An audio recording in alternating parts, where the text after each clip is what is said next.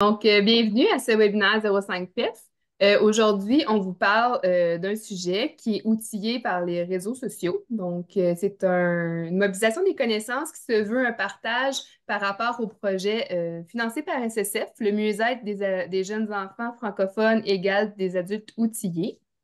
Qui est un projet qui vise de outiller les parents en termes de développement socio-émotionnel des enfants. Donc, ça, c'est la petite infographie ici qui nous parle de l'an passé, les publications qui ont été faites sur les réseaux sociaux. Donc, on avait fait 295 publications en 2023. On est en train de comptabiliser pour 2024. Donc, puis aujourd'hui, je reçois Mélanie McDonald qui va se présenter, fait partie de ce projet qui va nous partager les connaissances acquises et nos processus dans ce projet-là. Merci, Jenny. Merci pour l'invitation de venir vous jaser aujourd'hui. Puis, c'est ça, on va parler de ce projet d'influenceuse-là qu'on a commencé en 2020, non, 2021. Au mois de janvier 2021, on a commencé, on était environ 6 mois dans la pandémie. Donc, avant que je rentre vraiment dans le sujet, je vais me présenter puis vous donner un petit peu sur mon historique parce que je ne peux pas vous raconter comment j'ai devenu influenceuse en petite enfance, sans vous raconter un petit peu mon historique puis mon cheminement dans ma profession. Donc, c'est ça, Mélanie McDonald. Je travaille dans le domaine de la petite enfance depuis 2005. C'est la première fois que j'ai mis pied dans un centre de petite enfance. Et puis, dans les termes EPE, ça veut dire que mon premier groupe de bambins a maintenant 20 ans. Donc, c'est quand même un concept étonnant. Puis, je ne peux pas croire que je suis rendue là dans ma carrière, mais c'est ça. Donc, j'ai occupé plusieurs postes avec les enfants et leurs familles. Puis, j'ai toujours vraiment aimé appuyer la famille, puis leur offrir des ressources de toutes sortes. Donc, ça m'a beaucoup appuyé dans ce processus ici pour commencer à créer du contenu d'influenceuse. Donc, c'est ça. Je suis le genre de personne qui aime partager. Du côté personnel, je suis tout le temps en train de prendre des photos. Je suis tout le temps en train de documenter. Même depuis un jeune âge, j'ai toujours eu une passion pour l'écriture, pour, comme je disais, recueillir des traces de tout ce qu'on fait et documenter. Donc, ça aussi, c'est vraiment venu alimenter mon poste et mon rôle comme influenceuse avec la PCO. Donc, je fais de la documentation de toutes sortes. Puis, comme je disais, dans l'année 2020, ben, on le sait, tout que la pandémie est venue secouer nos vies. Puis, moi, je venais de commencer à la PCO au mois de janvier, au mois de mars.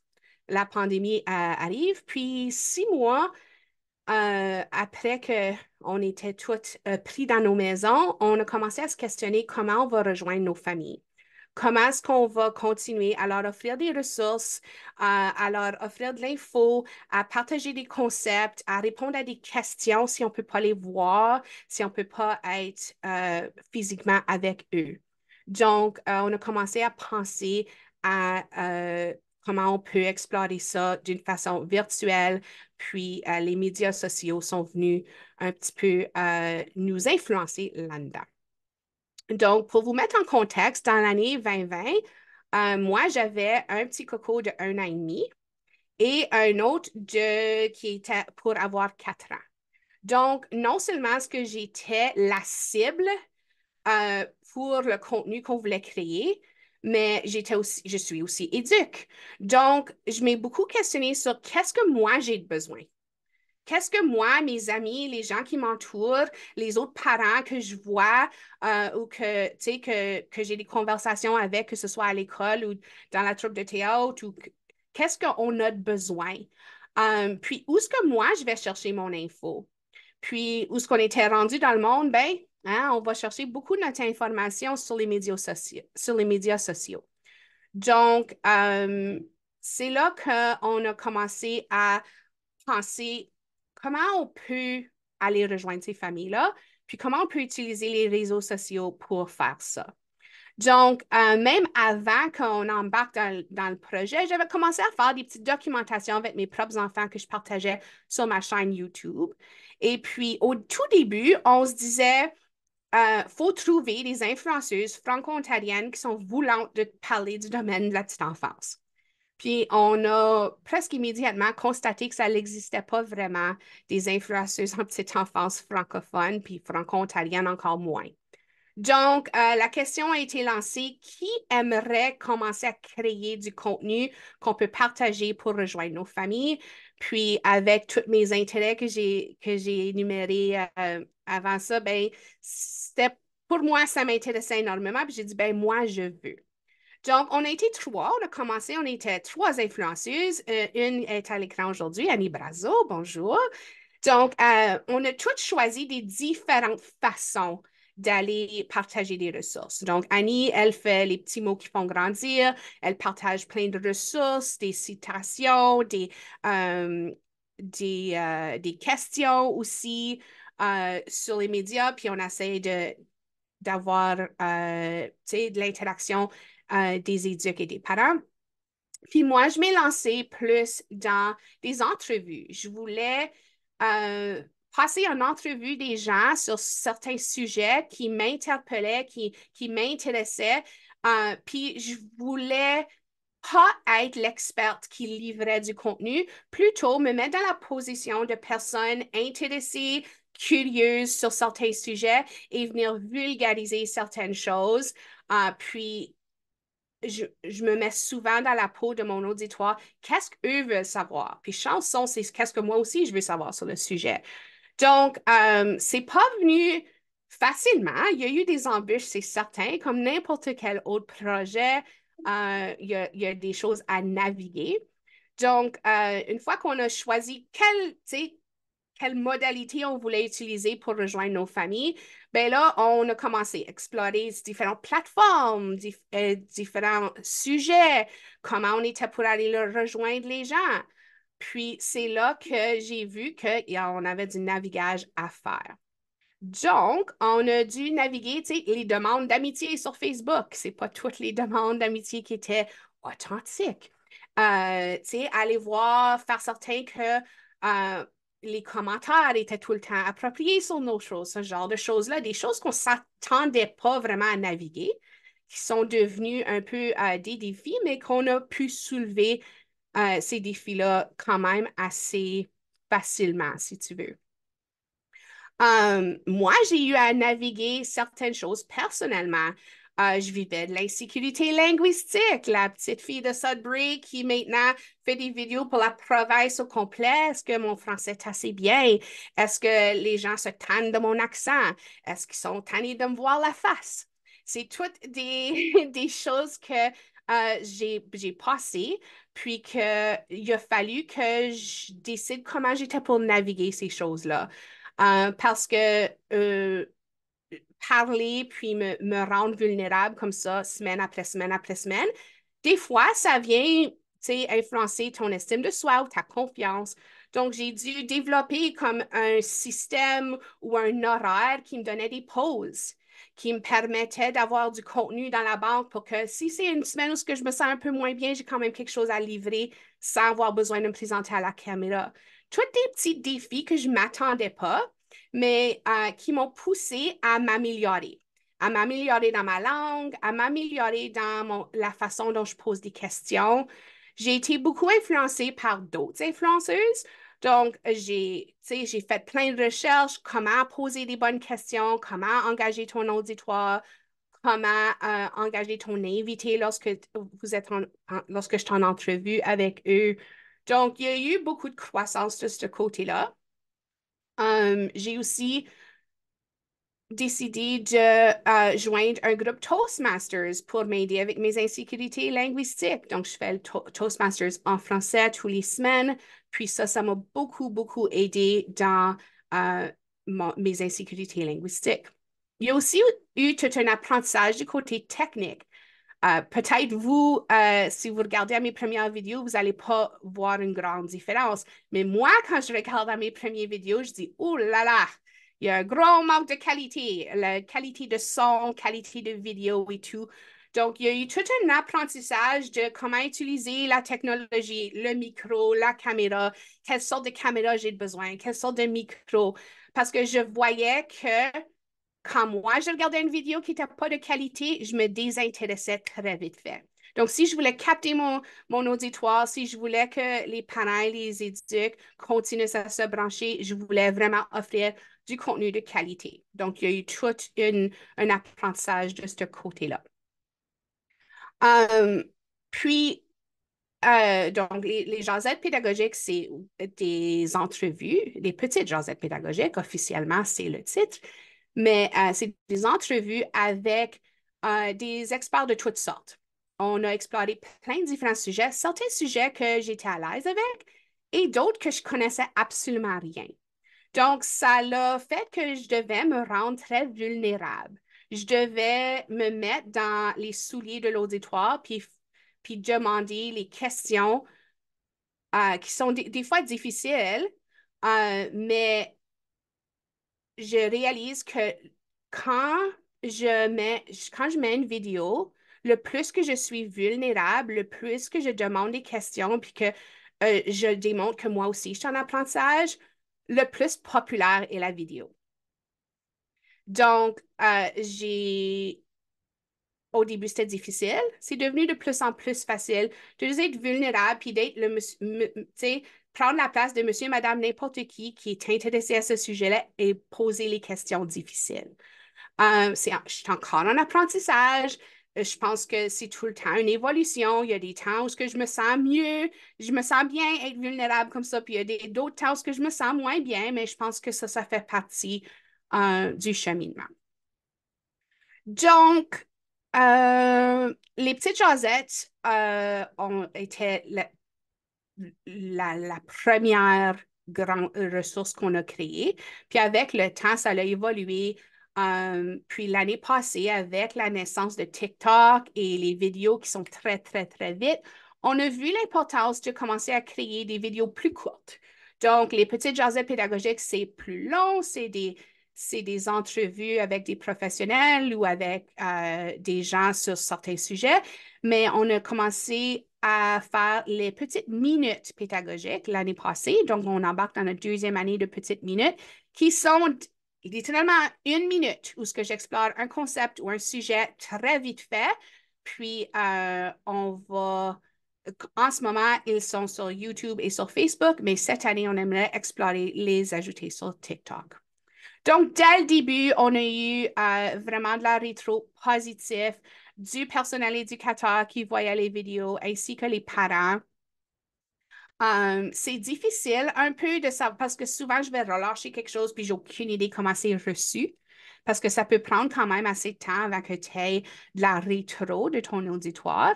Mais on voyait que ça allait bien. On voyait que la rétro que je recevais, même si elle était minime, était tout le temps positif.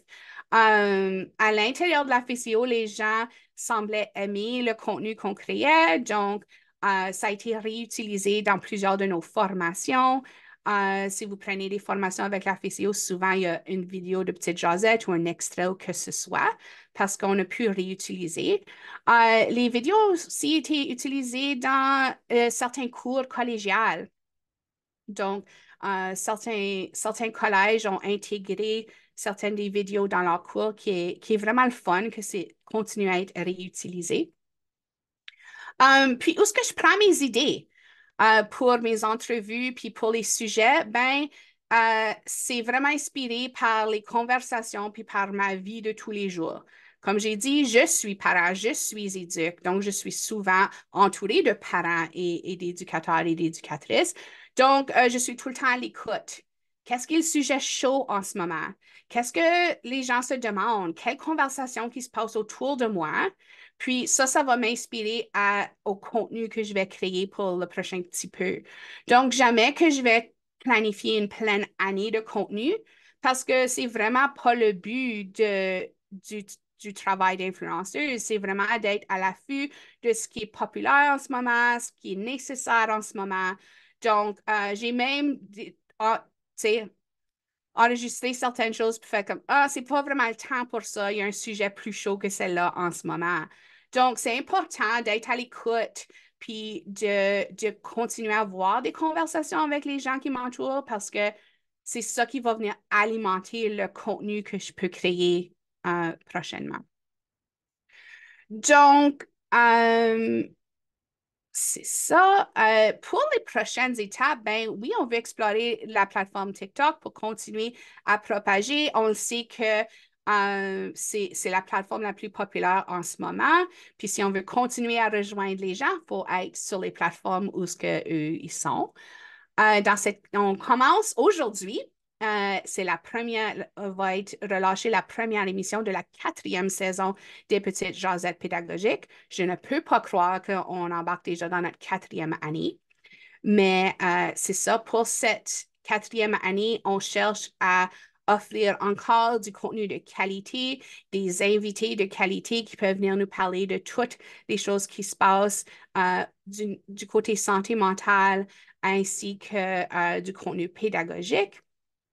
Et puis, je vais vraiment aller chercher cette année des témoignages de parents et d'éducs qui ont bénéficié, qui apprécient le contenu qu'on crée parce qu'on aimerait vraiment promouvoir les effets de notre travail dans les derniers 3 ans qu'on débute maintenant notre 4e année.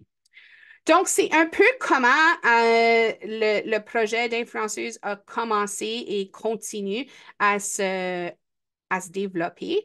On est tout le temps en évolution. Puis, il faut suivre, tu sais, les sujets qu'on voyait au début de la pandémie versus à la fin, puis maintenant, post-pandémie, c'est différent. Puis, il faut se permettre d'être flexible, il faut se permettre d'aller jaser aux gens puis voir qu'est-ce qu'ils ont besoin. Nous avons ici Samantha qui vient de Nexus Santé qui est partenaire dans ce projet-là, qui eux aussi ont des initiatives pour rejoindre les familles. Donc, je vais la laisser un petit peu partager, eux, ce qu'ils font en termes de promotion d'outils pour les familles. Je vais partager ta petite slide ici. Ah oui, merci beaucoup, Jenny. Ouais, donc c'est ça. Donc chez Nexus Santé, en fait, on est un organisme de but non lucratif et on a plusieurs projets qui se passent en même temps. Mais ce qui s'est passé, ce que je trouve avec nous, qu'on a reçu le financement de la SSF pour ce projet-là, on est très connu pour d'autres projets qu'on fait chez Nexus Santé, mais ce sont des programmes en anglais. Donc, avec ce financement petite enfance, on a commencé à faire des webinaires, des balados aussi. Donc, les webinaires, c'est plutôt on invite un professionnel de la santé en petite enfance, bien sûr. Et pendant les balados, on invite des parents pour parler de leur expérience sur certains sujets. Mais le problème on a rencontré avec ceci, c'est que bah, on avait par exemple 10 balados sur Spotify, mais on avait peut-être 2 ou 3 personnes qui regardent les balados. Donc pour nous, c'était vraiment comment est-ce qu'on puisse rejoindre un public francophone, étant donné que la majorité de notre public était anglophone. Donc c'est là où on s'est vraiment tourné vers les réseaux sociaux. Donc, sur notre compte principal, ce qu'on a fait sur Facebook, on a créé un nouveau compte qui s'appelle Nexus Santé. Et une des choses que je trouve qui nous a vraiment aidé, c'est qu'on a rejoint plein de groupes, les francophones du Nord, les francophones de partout en Ontario. On a essayé de rejoindre ces groupes-là et on a commencé à partager des sondages. Donc, avec ces sondages-là, on demandait aux parents les thèmes, les choses qui les intéressent. Et également, ça nous a aidé de retrouver des parents qui voulaient participer en entrevue pour un balado et qui voulaient également venir à un de nos webinaires. On utilise maintenant, on a quand même un public maintenant sur les réseaux sociaux, donc on utilise principalement Facebook et Instagram pour faire la publicité pour nos activités. Je suis d'accord avec Mélanie que ce sera une bonne idée de commencer sur TikTok, mais bon, on va faire petit à petit.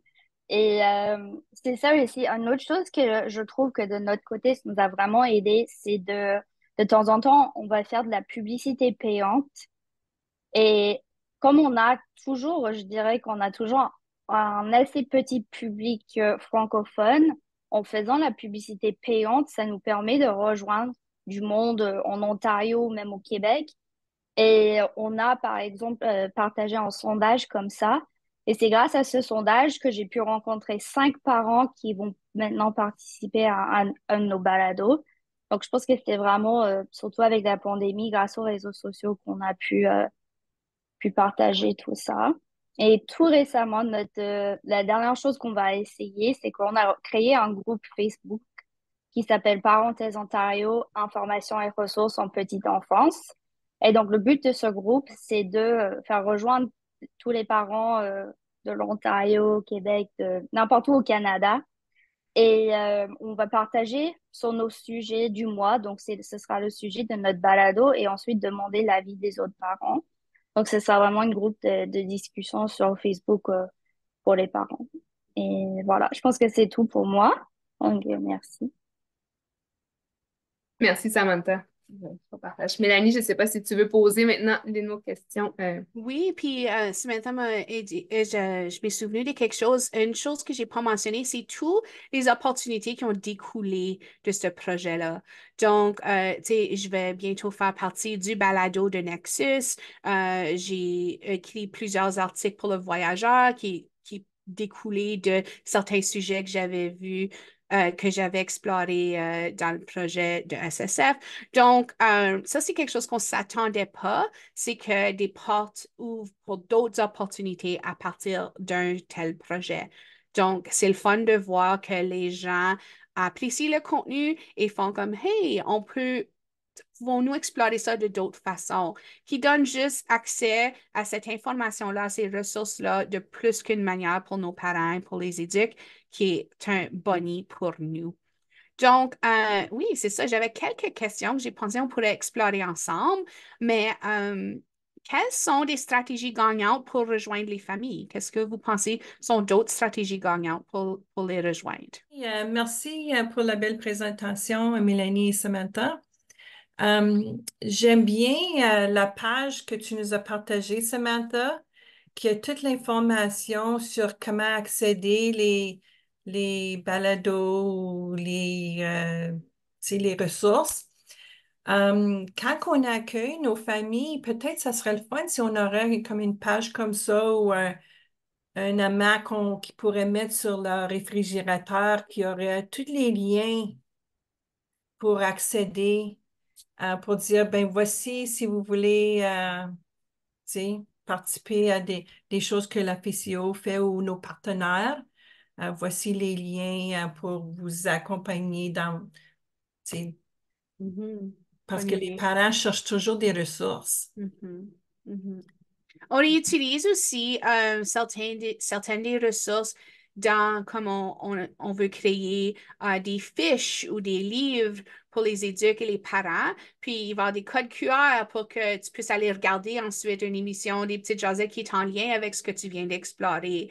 Donc, ça, c'est une autre façon qu'on peut continuer à réutiliser ces ressources-là parce qu'on veut certainement pas que ce soit une vidéo, c'est chaud pour la semaine. Bon, 15, 20, 30, 40, 50 personnes ont regardé cette semaine, puis on ne leur touche plus.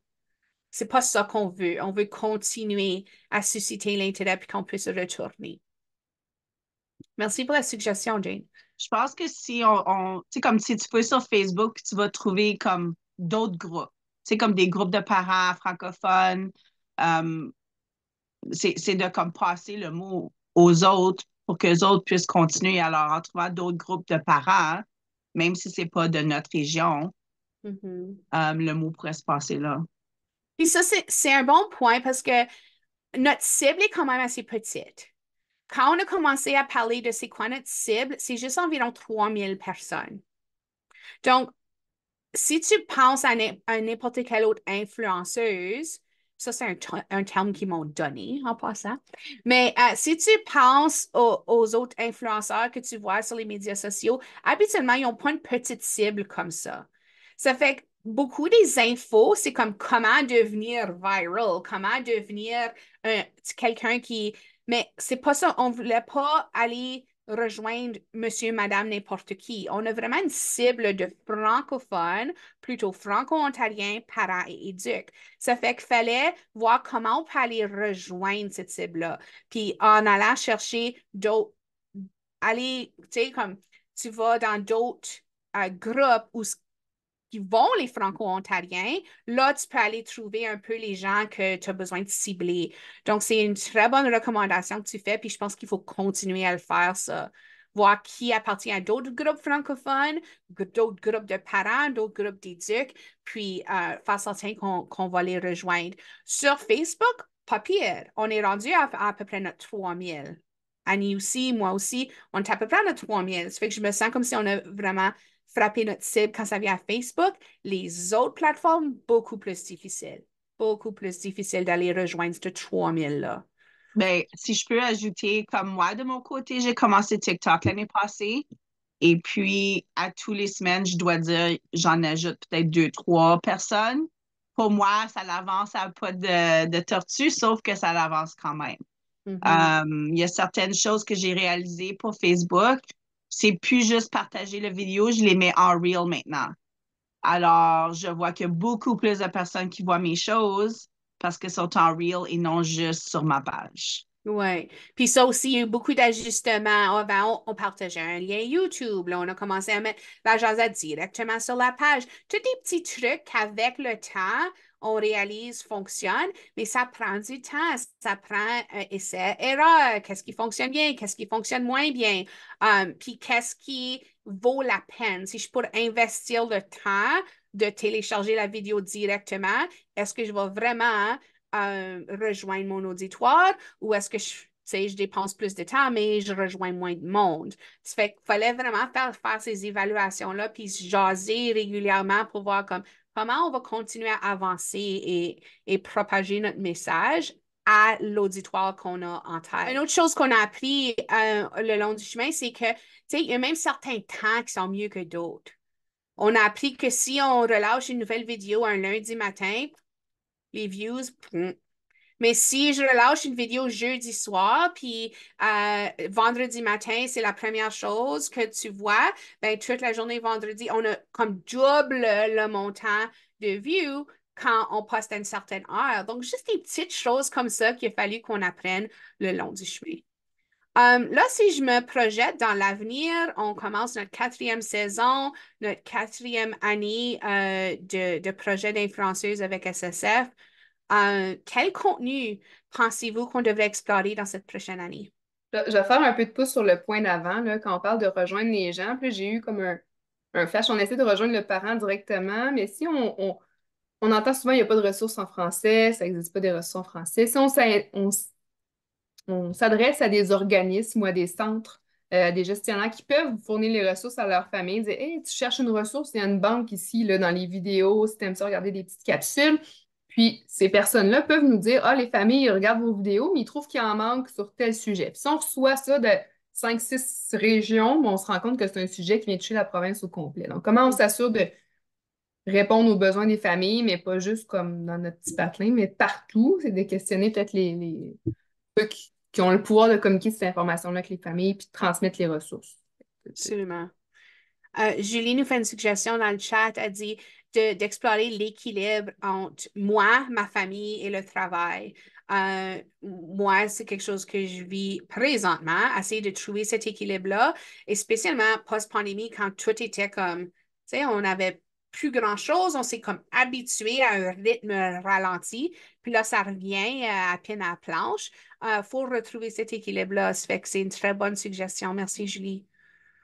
Je pense qu'il y a aussi, avec l'équilibre, on entend beaucoup, tu sais, il faut penser à nous et notre bien-être au travail, mais avec la pénurie qui arrive, puis le manque de personnel, tout le monde sont au bout de leur ligne. Puis comment qu'on peut trouver cet équilibre-là quand il y a quand même le besoin d'avoir quelqu'un présent auprès des enfants, puis comme les temps, comme les gens travaillent des longues heures, mais il faut que je pense à mon bien-être aussi, puis comment qu'on peut trouver cet équilibre-là. Puis une des vidéos les plus populaires que j'ai, qui a eu le plus de views puis le plus de commentaires, c'était quand j'ai simplement dit on vous entend, on vous voit, on sait que c'est difficile dans le domaine, tu sais, puis que juste savoir qu'ils sont entendus, sont vus,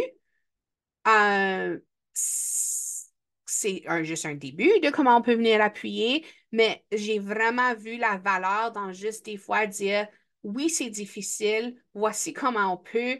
Prenez un grand respire, on vous voit, on vous entend. Puis, je pense que c'est important de continuer à le faire, ça, parce que oui, peut-être qu'on est passé la pandémie, mais la pénurie est encore très, très réelle et présente. Mhm. Y a-t-il d'autres suggestions de choses que vous pensez qu'on pourrait explorer? Je vois que Chantal elle nous met un commentaire. Je me demande si on pourrait faire des capsules incluant les parents, avoir leur point de vue, et les impliquer dans les discussions. Donc, oui, on en a fait comme ça.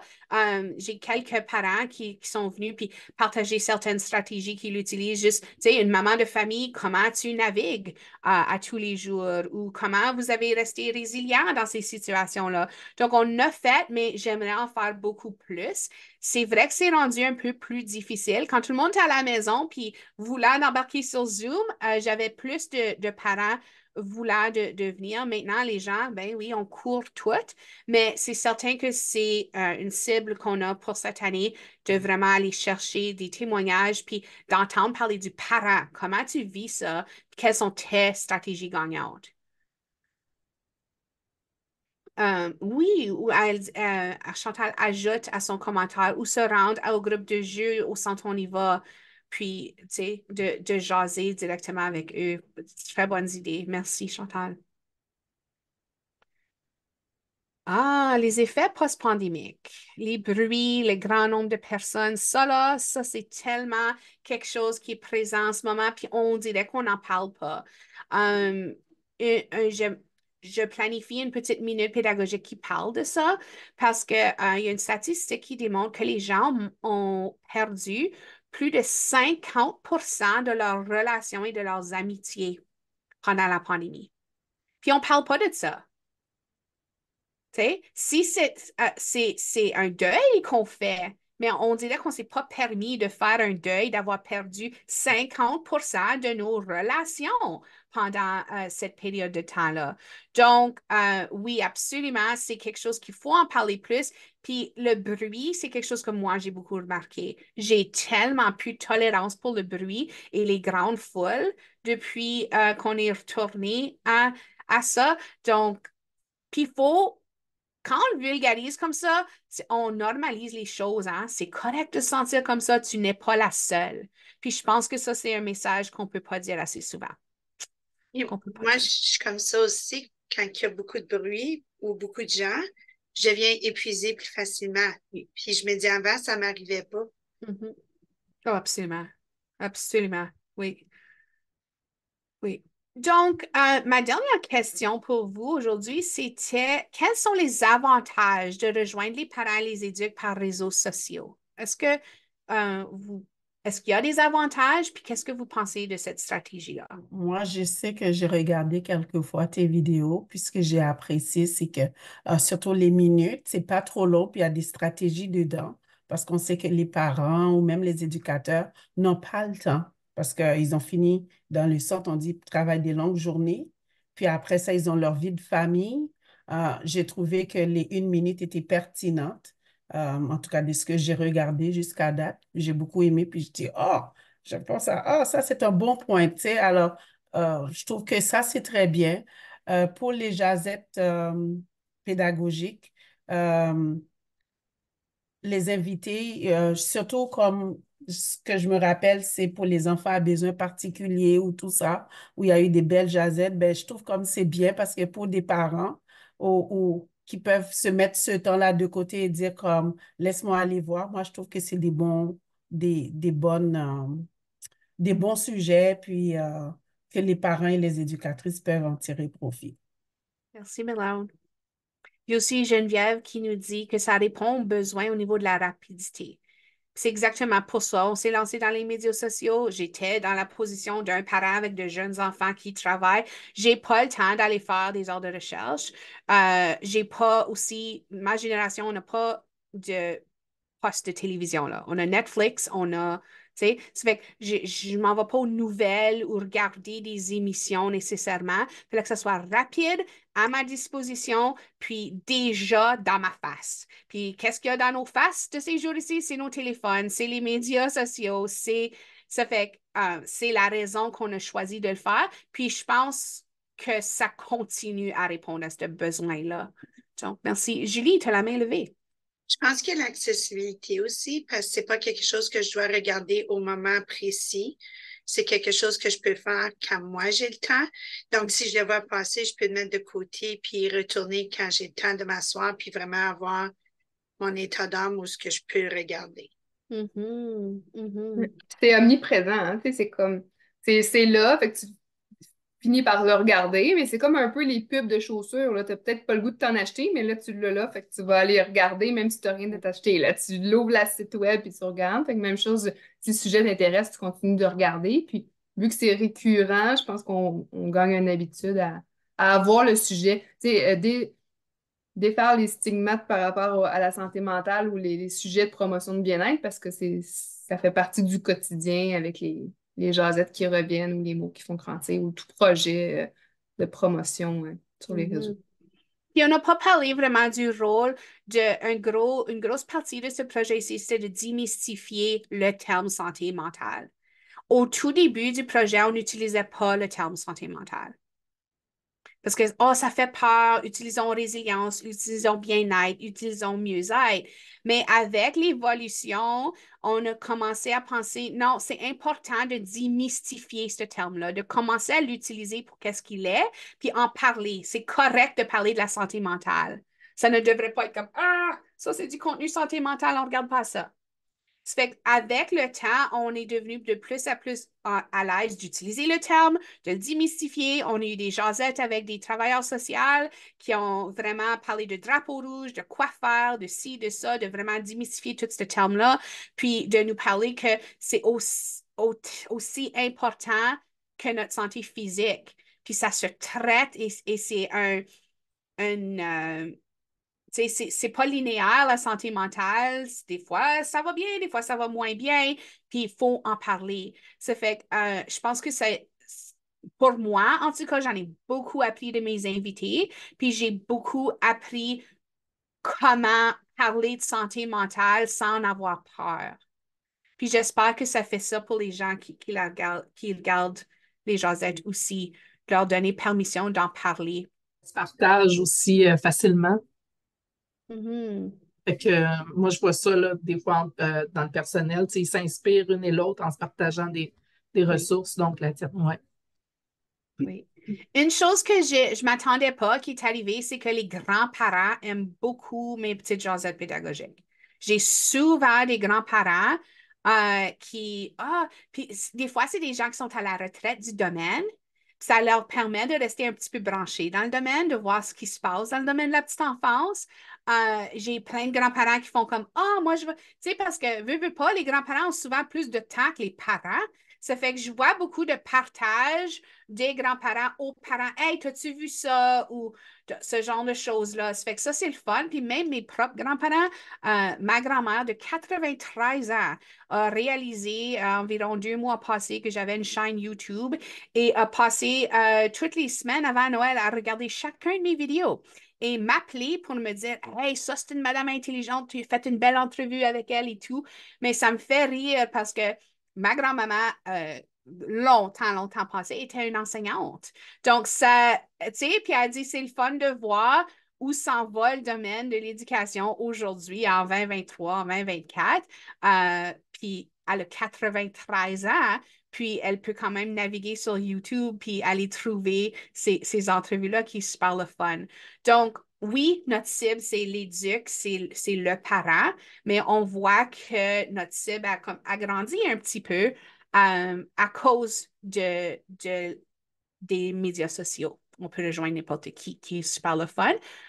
L'autre affaire, c'est que notre cible, c'est les Franco-Ontariens, mais on a beaucoup jasé avec des Québécois, J'ai eu des invités du Québec, même certaines personnes de la France et de la Belgique, donc des francophones d'ailleurs qui viennent voir notre contenu puis font « Ah, ça c'est intéressant », qu'on ne s'attendait pas. On pensait vraiment ça va arrêter au franco-ontarien puis ça va finir là, mais ce n'est pas le cas. Ça continue à se propager un peu partout, qui est vraiment le fun. Je vois un autre commentaire dans le chat de suggestions de sujets à aborder.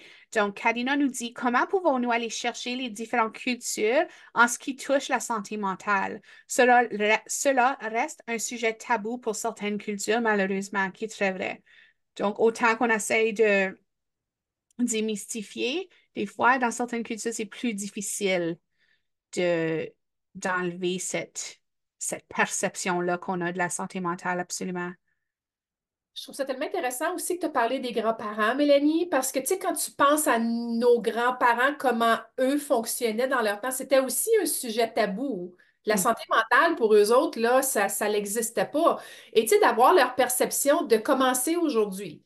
Comment est-ce qu'ils vivent ce changement-là aujourd'hui? Tu sais, est-ce que c'est une différente mentalité pour eux? Tu sais, je sais que c'est la petite enfance qu'on va chercher, mais quand ils voient leurs petits-enfants, est-ce qu'ils voient ça avec un certain optimisme, tu sais, je sais pas, parce qu'on a évolué, certainement. Oui. Puis j'ai sur mon horaire 2 grands-parents que je vais passer en entrevue dans les prochaines semaines pour exactement ça. Quand j'ai vu l'intérêt qu'il y a de la part des grands-parents, puis le rôle qu'ils veulent jouer dans la vie de leurs petits-enfants, c'est différent que dans les générations passées. Donc, je pense que c'est important d'en parler. Puis les bienfaits pour l'enfant d'être autour de des gens qui sont pas dans la même génération qu'eux. Puis aussi les effets que ça a positivement sur le grand-parent de passer du temps avec leurs petits-enfants. Il y a une statistique là-dessus, puis là, je la connais pas par cœur, là, mais il y a comme un grand pourcentage. euh, tu vas vivre plus longtemps le plus de temps que tu passes avec tes petits-enfants. Donc, c'est très intéressant comme concept. J'allais dire juste par rapport à ce que vous venez de dire, c'est un peu, nous avons discuté un peu des traumas intergénérationnels, peut-être pas l'appeler trauma, mais les changements dans l'éducation de l'enfant. Donc, on avait l'idée en tête, on n'a pas encore fait, mais d'inviter les parents pour parler de comment ils étaient élevés, éduqués en tant qu'enfants, et puis ce qu'ils font différemment avec leurs enfants maintenant. Je pense que c'est également un sujet assez important. Et toute dernière chose, c'est qu'on a eu pas mal de commentaires des parents qui voulaient parler de l'utilisation des écrans. Parce qu'on a une génération d'enfants maintenant qui, ils ont leur iPad, ils ne veulent pas aller jouer dehors, c'est que les iPads tout le temps, enfin, n'importe quel écran. Mais donc ça, c'était aussi une idée qu'on voulait explorer, les écrans. C'est tellement une bonne idée, je suis en train de l'écrire. Merci, Samantha. Oui, c'est un sujet très chaud, puis comme, c'est difficile, mais je le vis, tu sais. Là, maintenant, mes enfants, ils ont 5 ans et 8 ans, mais puis on dirait, ils sont tellement entourés, puis c'est rendu tellement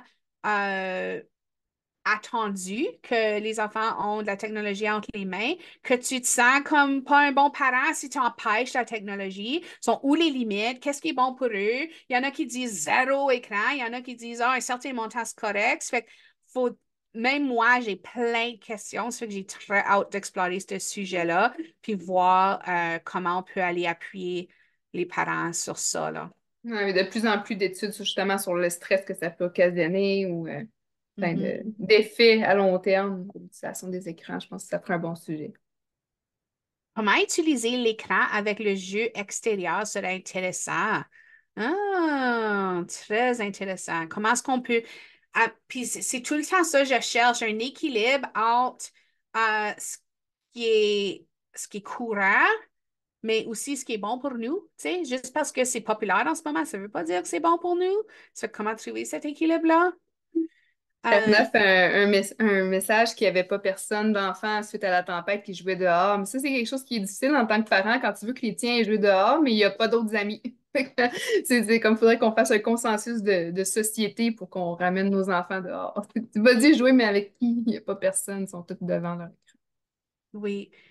Puis dans une des formations, on parle des statistiques, tu sais, comme il y a 40 ans, l'enfant se promenait environ, c'est quoi, 10 kilomètres, comme avait accès à 10 kilomètres autour de où il vit. Puis maintenant, l'enfant part pas plus que 900 mètres de sa maison. Ça fait que c'est quand même une statistique qui nous démontre comment on a vraiment, tu sais, limité l'exploration libre des enfants.